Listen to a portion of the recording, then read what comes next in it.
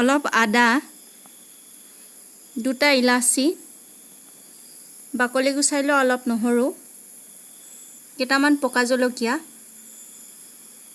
3টা পিঁয়াজ মিহিকৈ কাটি লৈছোঁ,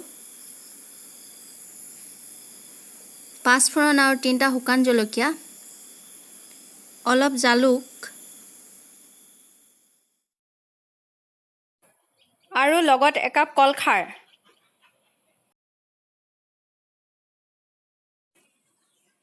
প্ৰথমে আমি জালুক কেইটা আৰু ইলাচি কেইটা এটা খুন্দনাত খুন্দি ল'ম। ইয়াৰ পিছত নহৰু কেইফুটা আৰু কেঁচা জলকীয়া কেইটা লগতে আদা কেইটুকুৰা একেলগে খুন্দিম। একচুৱেলি প্লেটত দেখা 5 ফোৰণ কেইটা আৰু শুকান জলকীয়া কেইটাৰ বাহিৰে সকলো বস্তু একেলগে খুন্দি ল'ব পাৰি, কিন্তু মোৰ খুন্দনাটো সৰু হোৱাৰ বাবে মই এবিধ এবিধকৈ খুন্দিছোঁ।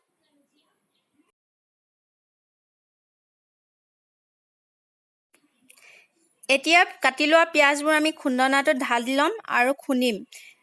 চাব যাতে খুন্দা বস্তুখিনি একেবাৰে গুৰি হৈ নাযায়, অলপ যাতে গোটা গোটা হৈ থাকে। আমাৰ পিঁয়াজ, নহৰু, জলকীয়া আৰু জালুকৰ পেষ্টটো হৈ গৈছে।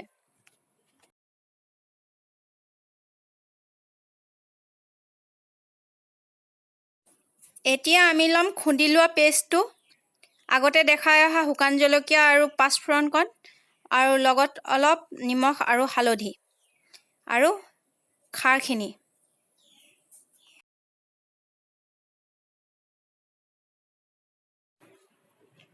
এখন কেৰাহীত অলপ তেল গৰম কৰিম। গৰম তেলৰ ওপৰত আমি 5 ফোৰণ আৰু শুকান জলকীয়া কেইটা দি দিম। তাৰপিছত আমাৰ খুন্দি লোৱা পেষ্টখিনি দি আমি লৰাই দিম।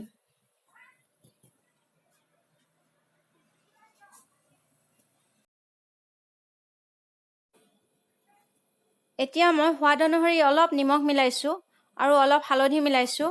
হালধি অপশ্যনেল, আপোনালোকে দিবও পাৰে নিদিবও পাৰে। বহুতক দেখা যায় খাৰ শাকত হালধি নিদিয়ে।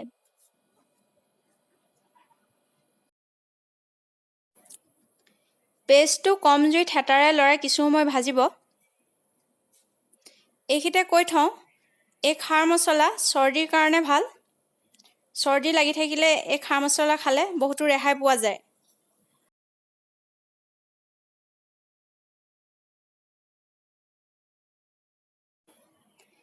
পেষ্টটো প্ৰায় ভাজ খাইছে। এতিয়া মই ইয়াত খাৰ মিলাম। ভিডিঅ'টোত মই 1 কাপ খাৰ দেখাইছোঁ, কিন্তু মই ইয়াত আধা কাপহে খাৰ মিলাইছোঁ আৰু আধা কাপ পানী মিলাইছোঁ। মই ব্যৱহাৰ কৰা খাৰখিনি কলখাৰ হয়। ভীমকলৰ বাকলিৰ পৰা এই কলখাৰ বনোৱা হৈছে। কেতিয়াবা সময় হ'লে মই কলখাৰ বনোৱা প্ৰণালীও আপোনালোকলৈ আগবঢ়াম।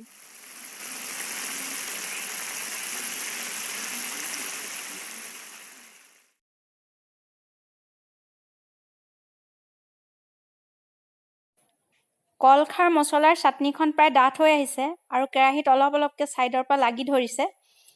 এতিয়া আমি বুজিব লাগিব যে আমাৰ কলখাৰ চাটনিখন হৈ গৈছে।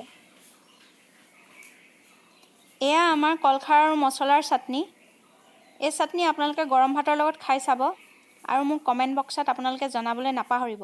লগতে যদি মোৰ ভিডিঅ'টো ভাল লাগিলে লাইক আৰু